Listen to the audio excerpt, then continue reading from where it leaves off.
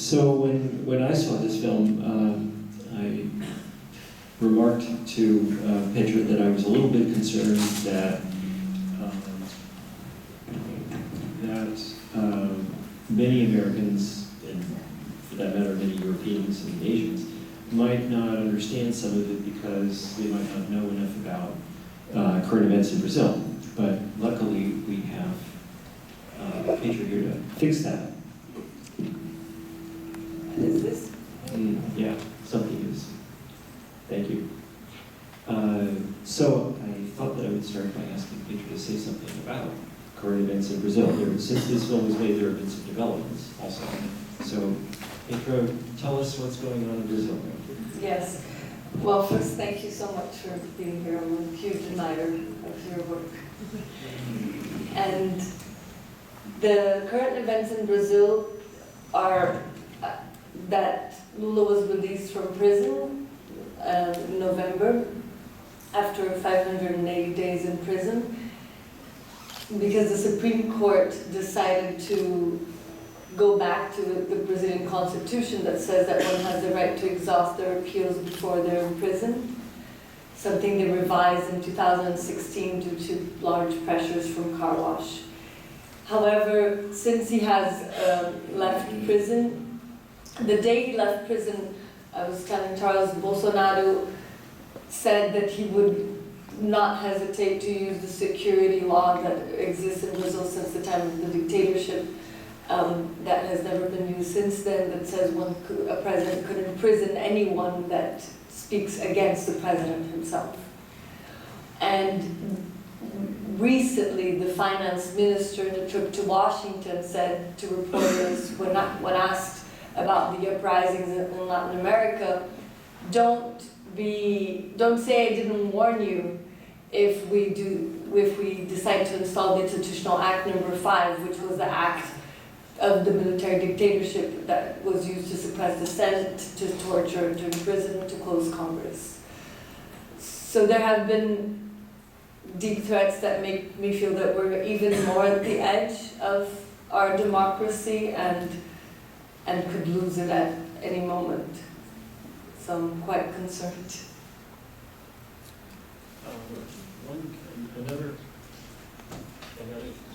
Another thing that I wanted to ask you about is Can you hear? In the film. Yeah, can people hear me? Yeah? Yeah. Okay. In the film, it isn't totally clear, and if it isn't clear, by the way, I found this an utterly extraordinary film. I hope all of you did too. It isn't totally clear whether you think and whether it's known whether or not Lula actually owned that apartment or not. What do you think of that subject?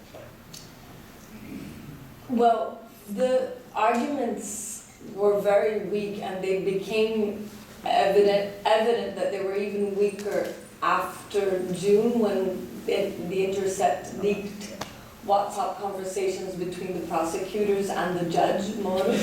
And in these conversations, the prosecutors themselves feel the evidence is very weak, and they talk about that right before filing it. They're like, I don't know if we have enough to even make a case against him, and I think that's when they decide to do the PowerPoint presentation. And since then as well, the most biting evidence for the apartment is a plea bargain that they managed to get from the owner of the construction company that allegedly gave the apartment to Lula. At first, when questioned, the owner had said that the apartment had nothing to do with Petrobras contracts. Then, after 1 year in prison, and his sentence, I think, was a very big sentence, he changed his plea bargain and said that, yes, the apartment was gifted as a favor or an exchange for Lula having given contracts with Petrobras. And that was what made Lula fall into the case that then would tie would tie into their thesis that Lula was the mastermind of the car wash operation. And so it's very questionable if that is a true account, given all the pressures that were made for the man to, and how could an entire operation against Lula be dependent on one plea bargain as well.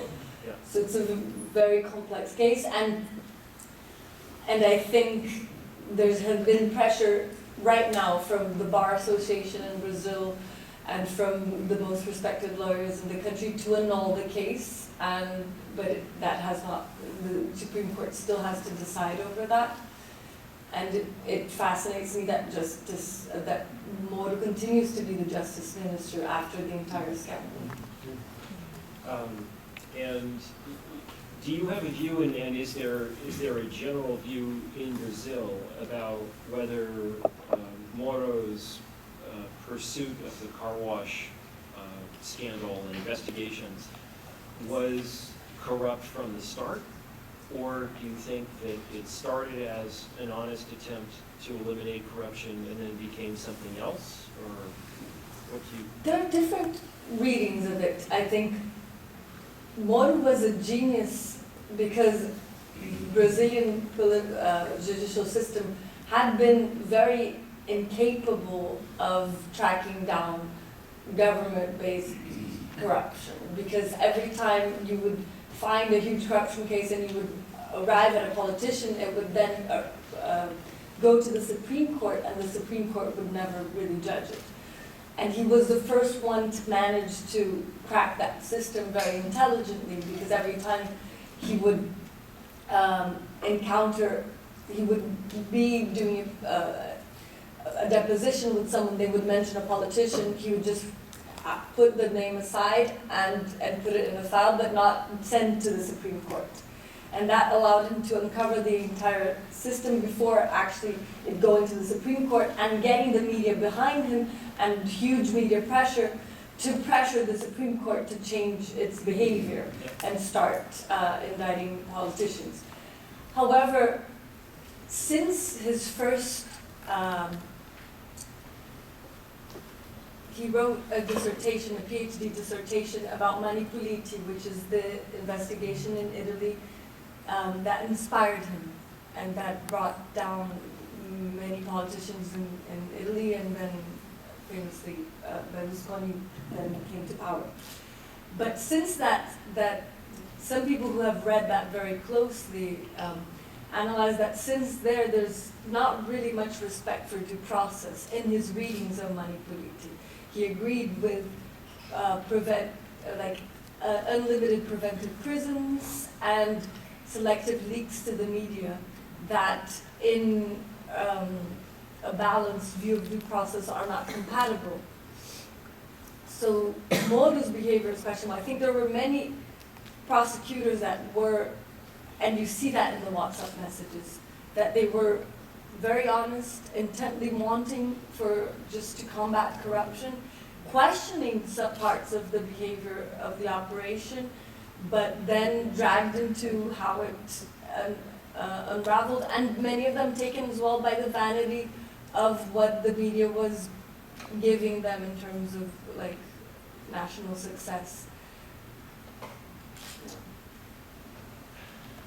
Indeed. And do you now view Moro as completely corrupt and untrustworthy, or do you think that there's some vestige of concern for law and concern for honesty within him? It's hard to see that, because the fact that he many times during the time that he was running the operation said very clearly that he had no political interest, that he viewed his work as a judge. For him to do his work as a judge, he needed to be distant from politics and judging all parties equally, and then for him to accept to become Minister of Justice in an election where he had interfered from the beginning until the end with the result, for me makes me have so many questions about his true intent. And currently also he's been trying to pass a law that would allow policemen to kill and be completely unaccountable for killing people. That's part of his agenda. And so yeah, I have many questions about his behavior, and also his wife is very active in social media and has questionable posts supporting Bolsonaro before Bolsonaro was elected as well. So it's very questionable behavior for someone who wants to practice the law. Okay, so I'm going to ask Petra 2 more questions, and then we will open it up to questions from the audience. First question, could you tell us something about the policy impact of Bolsonaro's presidency? The one thing that I think has been discussed a lot in the American media and European media also is the Amazon fires. Yeah. But I would imagine that Mr. Bolsonaro's presidency has had many policy implications. Why don't you, Yes. you could say something about that? Yes. Well, the Amazon fires, I just wanted to talk a little bit more about those. Since Bolsonaro took office, and even before in his campaign, he said many times that he wanted to allow rural farmers to just be able to invade indigenous reserves in Brazil and have guns and possibly use those guns against the landless movement in Brazil and also against indigenous leaders. Indigenous leaders have been killed. A very important indigenous leader was killed last month, Paulo Paulino. And the burnings are insanely immense. There's been a spike of 90%. If you compare 1 month to the previous months, if you compare September of 2019 to September of 2018, there was a spike in, the burnings went up by 90%. And the equivalent of 12 cities of New York were burned. In a moment where the Amazon is already at a tipping point, where if it's burned more, it could become a savanna at any moment. And that would be so tragic for humanity at a time of the climate emergency we're living. And also what the government has been doing is taking out resources from the agencies that are responsible for regulating, so for making sure that the Amazon is not burned. So they're completely under-resourced so that they can't exercise that function. And also they have been changing the discourse to say that they want to help indigenous reserves to develop.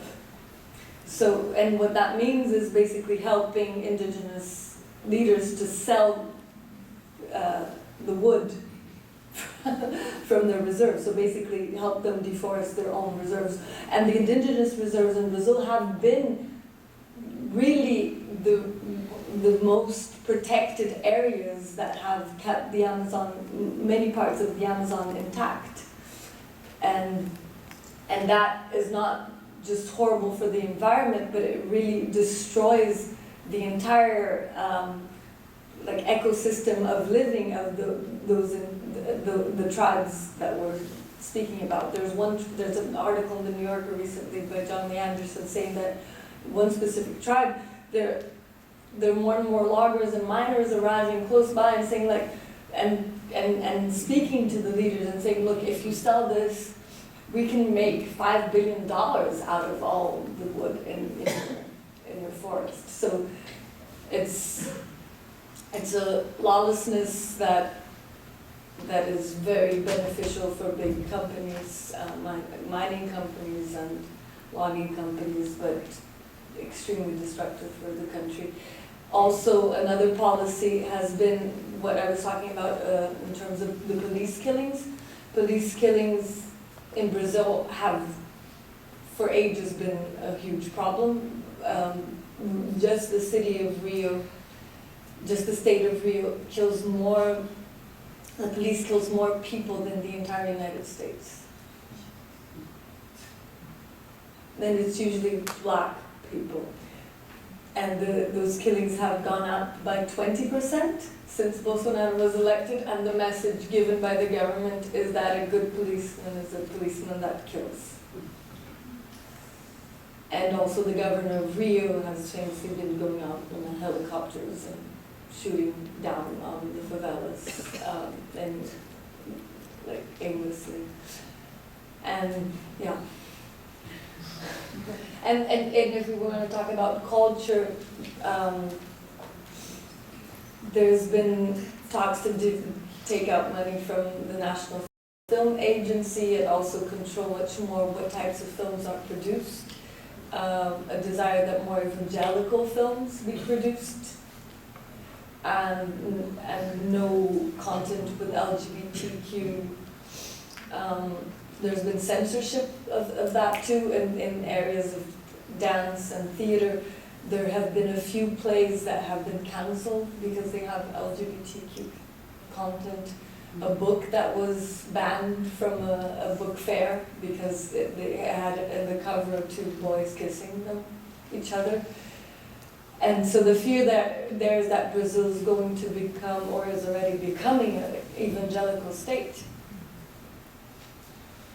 Yes, that was one thing that surprised me when I was in Brazil last, which was several years ago, was the growth of the evangelical population. But that, what you just said about censorship relates to my last question, which is, tell us what you feel comfortable telling us about what you plan to do next when you return to Brazil, and do you feel that you will be free to work? I don't know yet. Yeah. I don't know yet. Yeah. Okay. On that sobering note, yeah. Sounds kind of familiar, by the way. Yeah. A few other countries we could think of. Anybody have any questions? I'm sure that people do. Please keep your questions short or comments so we can get as many as we can. There will be a microphone coming around right there. I certainly didn't intend to be first, but anyway, I got the microphone. I want to thank you for an excellent, intellectually and emotionally powerful documentary. So as you might be able to tell from my voice, I'm American, and whenever I pay attention to oppression in other countries, it more clearly helps me see our own political situation and institutions. I have a question actually for both of you. I had many or several, but I'm just going to ask one. What does this say about the ability of political forces to use democracy to erode or even dismantle democracy? I mean, this is something that happened in Weimar, Germany, with the rise of the Nazis, who were able to use democracy in order to create a fascist state. I think yeah. You first. Okay. Yeah, I read somewhere recently that they're saying that we're becoming a Weimar decade or Weimar century. Yeah, I've heard that too. Right? With regard to the international situation in the West. Yes, to this fascist epidemic, right? No, I think that's precisely what is most scary about the times we are living, because, I mean, it did happen in Weimar, but I think, and at least in the ways democracies were eroded in Latin America, it was clear, right? There would be army tanks taking over the Congress and over the television, and we would know that the system had changed. And now democracy is dying through the hands of democracy. And that is so paralyzing, because how do you fight against that? How do you resist against that? And I think, yeah, how do you resist against that, Charles? Well, before Mr. Ferguson responds, I guess part of what I'm looking for that I didn't articulate in my question, but was quite evident in the film, is how, to say the least, flaws in the institutions can be used to, quote unquote, democratically erode or eviscerate democracies. Well, yeah, I have something to say about that, but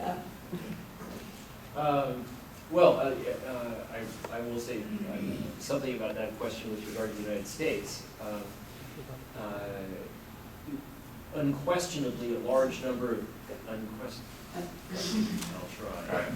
Unquestionably, a large number of people did vote for Donald Trump because they really wanted to vote for Donald Trump.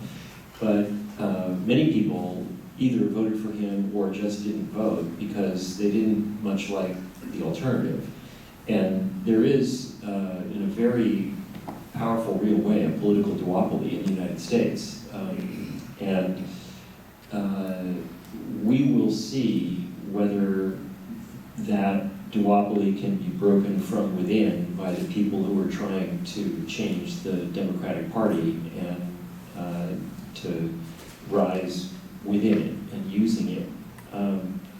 When I made Inside Job, one thing, there were many things that surprised me, but one thing that surprised me, maybe I shouldn't have been surprised, but I was when I looked at the deregulatory and other policy changes that had given rise to the financial crisis.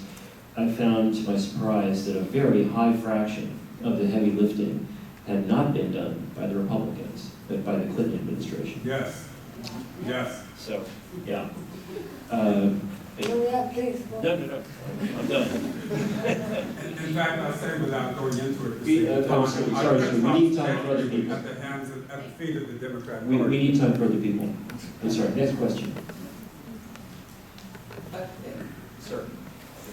Well, thank you. I just wanted to say to Petra, thank you for the film and thank you for trying to explain such a complicated story, which is political crisis in Brazil in the last few years. And we try to comically joke in Brazil that Brazil is not for beginners and that historians are going to have a very hard time in 50 years trying to explain everything that happened. And I wanted to ask how you went about it, writing the script, deciding what to include, what not to include, and how to tell this story, where to begin chronologically or not, as you chose, and how did you make those decisions to try to make this story understandable for people who didn't live it in Brazil, or also for people who lived it and didn't understand? You're Brazilian? I am. Thanks. It was a process of trial and error. Initially, we thought the film was going to be about the impeachment, only about the impeachment of Dilma Rousseff. And so we filmed the entire impeachment process, all the testimonies, all the moments of accusation and defense, and then as soon as we were starting to edit that and get a grasp of that, then the crisis continued and we had to go back to film more, and it felt a bit like Groundhog Day of I'm never going to leave Brasilia.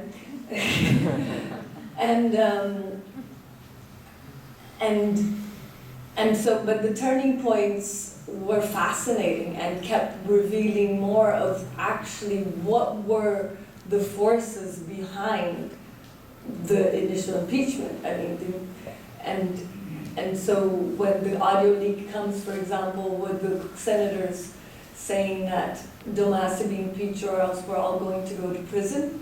I mean, I could have asked for the god of screenwriting for something better. And then Lula's prison, because I think it would have been sad to have a film that finishes with Dilma's impeachment when the motivation was not just to impeach her, but actually to take out the Workers' Party from the race.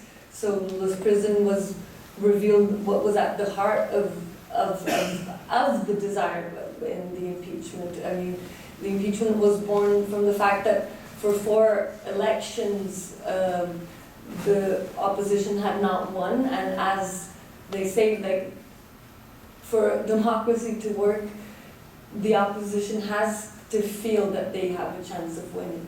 And that, I think, is a thing that is kind of at the heart of the crisis, both of democracy in Brazil and the United States. Here, the Republicans are feeling less and less that they have a chance of winning because they're losing so much of their voting basis, and there's more African Americans and Latinos that are voting, and that incentivizes them to do more and more undemocratic things to guarantee that they will continue winning. And the same in Brazil.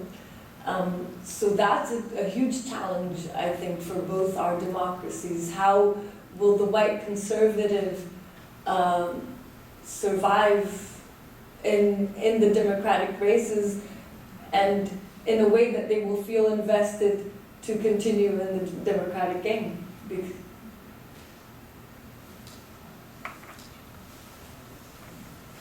Woman in the back. Oh, okay, sure, sorry. Hi. First of all, I feel very privileged to be here watching you guys speak. I watched Inside Jobs like 5-6 times, trying to understand this complex situation. Still couldn't wrap my mind around it, but and I think Democracia em Vertigem is brilliant and painful for anyone who's paying attention. So much that I would like to give this DVD to my family, you know, the other side of the family. So, Yeah. my question to you is, have you talked to people that, you know, thought this whole process in a way and then watched the movie and felt differently about it? What are your thoughts about that? Yes, what's been amazing to have our film on Netflix, and it was widely watched in Brazil, is that daily I receive messages through Twitter and Instagram and Facebook of people saying like, I'm sorry, I was so brainwashed and cannot believe that I believed in all these things and voted for him, and then sometimes I retweet that, and then 10 other people will say, I'm sorry, me too. And so there's been a really national commotion in many parts of people who did not have access to other narratives of what had happened, and through the film had access to that narrative and felt compelled to think differently because I think Brazil, as some say, has kind of a very unified media landscape with actors that many of them supported the military coup in '64, saying that it was a democratic revolution, and that supported the impeachment now and Lula's prison and even the election of Bolsonaro. And other people who say like I had not been speaking to my best friend for 2 years, and after seeing the film we finally coalesced because she understood my point of view. So I'm very thankful to that. It's what I had most hoped for when I made the film. But personally, yes, I think there are also people from my own family that have given me similar accounts. That's worth watching it. Make it us like. Yes, I can open a little door maybe. Yeah. There was a young woman in the back who had a question. Yeah.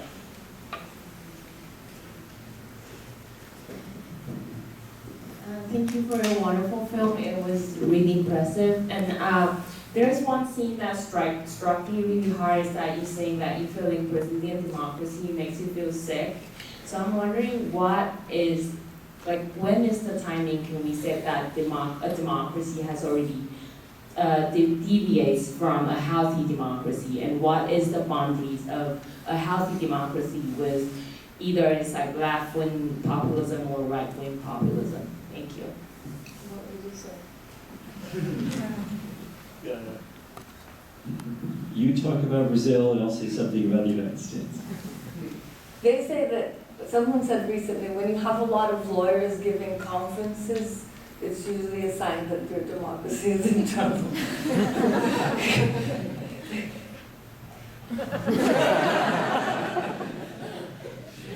wouldn't disagree with that. Well, so I'll say something about the second big political surprise to me, and again, probably I shouldn't have been surprised, but I was.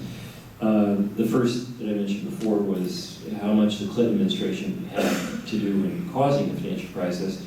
The second was how the Obama administration responded and how Mr. Obama personally responded. For example, by appointing Eric Holder as Attorney General. Eric Holder was Attorney General, and Lanny Breuer was the Assistant Attorney General in charge of the Criminal Division, who was the person who should have been prosecuting people for their conduct that led to the financial crisis. There was enormous criminal fraud, enormous Sarbanes-Oxley violations, and enormous perjury. Eric Holder and Lanny Breuer come from the same law firm, which represents all the banks. And when Lanny Breuer went back to his law firm, which he did after serving as head of the criminal division for 5 years, he was given a $4 million cash bonus, and he was appointed head of the white-collar criminal defense practice of that law firm. So, the point of my saying that is that American democracy didn't start to have trouble with the election of Donald Trump. It started earlier.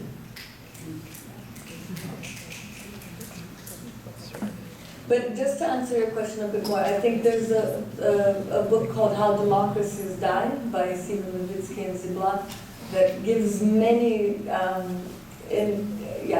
signposts of when you should start worrying with the health of your democracy.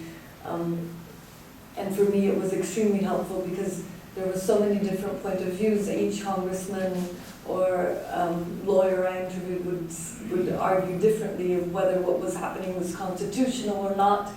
And there, it's just so clear. And mainly, what he says is that abiding by the Constitution is not enough for a healthy democracy. Political parties have to abide by 2 unwritten norms, which are forbearance, self-control, and mutual respect. And so when you see the parties calling each other terrorist groups or funded by foreign agencies or not legitimate to exist in the race, that's a clear form of not having respect and or using impeachment when not needed, which is not the case here, of course, because what Trump did is kind of at the heart of the impeachment. The reason the impeachment law was written, which is to prevent this type of abuse of power, but with Dilma it was quite questionable because it was a misdeed or a technicality that does not rise to the level of high crime and misdemeanor. Or when you do not accept, I think one of the most destabilizing things for a democracy is when one party does not accept that the other one won and starts saying that it was not legitimate and starts putting doubt into the election process, as Trump threatened to do if he had not won. Thank you. That's a great point. Coming from one of the largest democracies in the world, India. I was not from there, but background is from there. I was born in Africa. What I'm finding missing is I didn't hear anything about the church. Yeah. I mean, some countries, most of the countries that I hear, the church plays such an important background role. Is that true about Brazil too? Yes. It's a Catholic country, right? It was, and by the next few years, there will be more evangelicals than Catholics. There's still a bit more Catholics than evangelicals. But yes, it was hard. I had a lot of material. The evangelicals played a huge role in the process. There are about 200 evangelical congressmen in Congress, and just in the House of Representatives. Out of 400. Out of 540, 200. In the 80s, there was 1. so they've been very efficient. And they played a huge role because what was, I mean, someone has to make a documentary about the evangelicals in Brazil. I can't understand how no one has done it. But what? Maybe eventually. But what was tricky about the evangelicals was that Lula and Dilma, they allied with the evangelicals, and that was part of the reason why they were so conservative in many issues. Like, they did not do anything about reproductive rights. Abortion is illegal in Brazil, and Dilma rehearsed doing a thing which was to promote more sexual education in schools, and there was a talk that she would issue a little glossary of for that, and just the talk of that gave Bolsonaro a huge ground in which I think he became famous out of that, saying that she was promoting a gay kit. That's why during the impeachment vote everyone was like against the sex changes of children, because that little text of sex education suddenly became a gay kit that was going to make kids do sex change. And that's how fake news was working in Brazil. And in the last election, the role that fake news played in that kind of evangelical arena was crazy. Like, suddenly, Bolsonaro went 10 points up and no one understood why. And then the Workers' Party did a little thing where, like, if you don't know if something is true or not, call us or write to us. And they had like 10,000 people asking from all over the country if it was true that if Haddad, the Workers' Party candidate, was elected, he was going to distribute pacifier in dick form. And if it was true that his vice president, who was a woman, a vice president candidate, was doing satanic rituals and had like baby with the devil. So that, you don't think about it, but I think that kind of changed like 5 million votes or 7 million votes. I don't know how many votes fake news like that. Actually, I'm going to intercede with another question related to what you said about the evangelicals in Brazil. Perhaps something that I don't know is what role, if any, Marina Silva played in these events. And maybe if you could explain who she is and the role that she's played in Brazilian politics, and then if you could explain us what, if any, role she played. Marina Silva was a disciple of Chico Mendes, who was one of the greatest leaders of the Amazonian cause, and who was killed in the 90s? Yes. And she was then became a huge leader herself, and was named Lula's Minister of Environment. And it was one of the most unfortunate kind of breaks that Lula had. I mean, they had they broke paths because Marina was, of course, for more sustainable development, and Lula and Dilma were more for kind of an old school leftist development. And I think over a few issues, I don't know if it was a dam or an electric, elétrica, which is a dam, but a huge development project, that would be bad for the environment and for the livelihood of local populations. Marina and Dilma had a disagreement, and Marina decided to leave the government and the Workers' Party. And then she started a party of her own and became a very strong candidate for the 2010 election, but lost, and also for the 2014 election. And that was the saddest, where I think the Workers' Party did a horrible attack on Marina Silva during the election, saying that she was criticizing her for being evangelical and saying that she was against gays or against gay marriage, and there was a whole issue with that I didn't accompany closely, but it's part of that lack of mutual respect and self-control which the Workers' Party was guilty of, and that really destroyed Marina's chance in the race. And then unfortunately she positioned herself, I think, for the impeachment. And then she lost most of her political capital with that. That's what's so unfortunate about many people that had disagreements with the Workers' Party, is that there's not enough space for other voices, so that they tend to then go against their own beliefs in that fight, and so both lose tremendously with that kind of.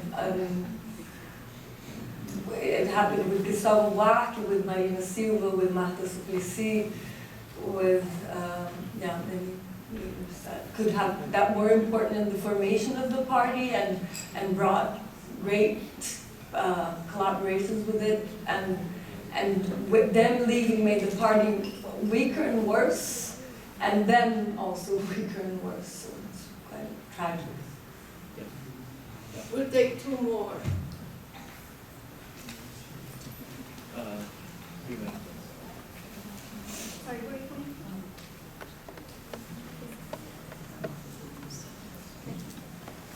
What struck me in the movie was the scene with the cleaning women at the presidential residence, and how they were cleaning for the fourth time in as many years or so, cleaning the steps, cleaning windows, and the comments that they made about, well, the questioner said, do you think that that person was guilty?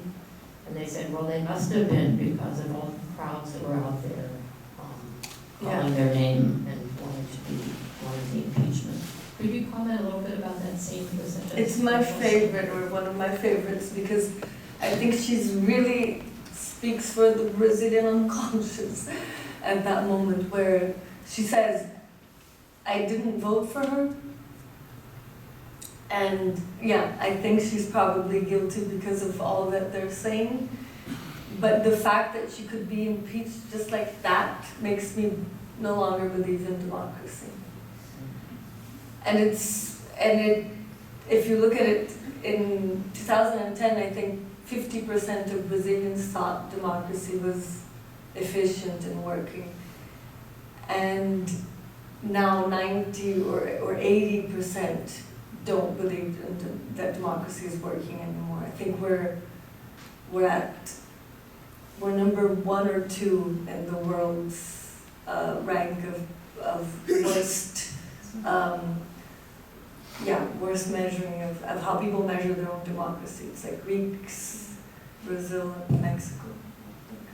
So it's what an impeachment, a questionable impeachment can do. It can be really an atomic bomb where democracy is based in trust, and trust that your vote counts, right? So when it suddenly doesn't count anymore, it really can erode people's belief in the system. But I wanted to ask you a question about the 2008 crisis, because Lula used to say that at the time of the crisis he was president, and he said, the elite should pay for the crisis, the bankers should pay for the crisis, or else the people will have to pay for it. So how do you see that, and what has happened since then?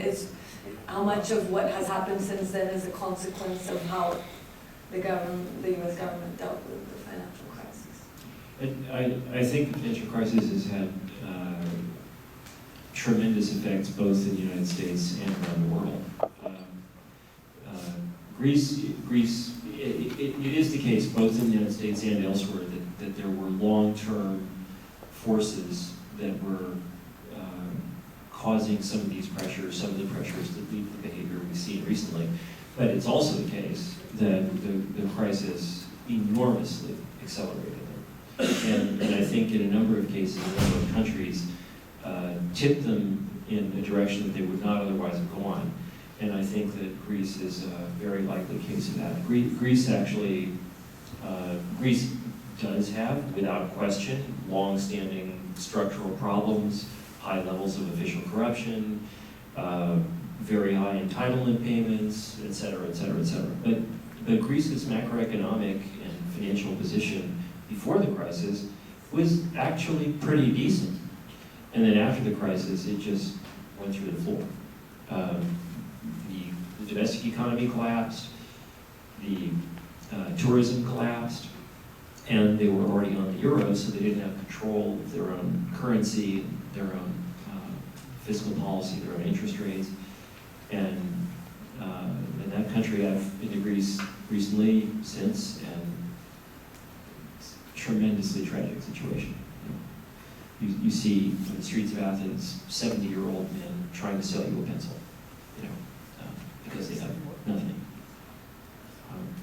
It's very sad. And without question, the United States also. The elites did not pay, and people understand that. They don't understand exactly how or why, but they understand that they got screwed. And so that leads to a lot of anger. And, yeah. So, the last question, sir. Thank you.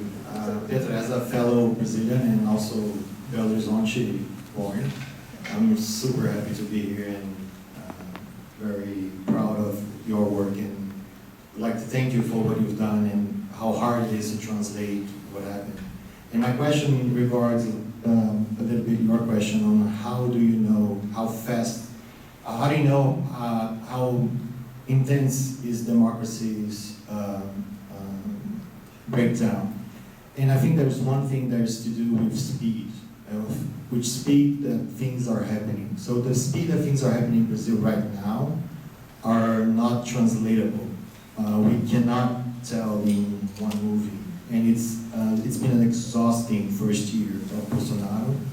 And I'm part of the privileged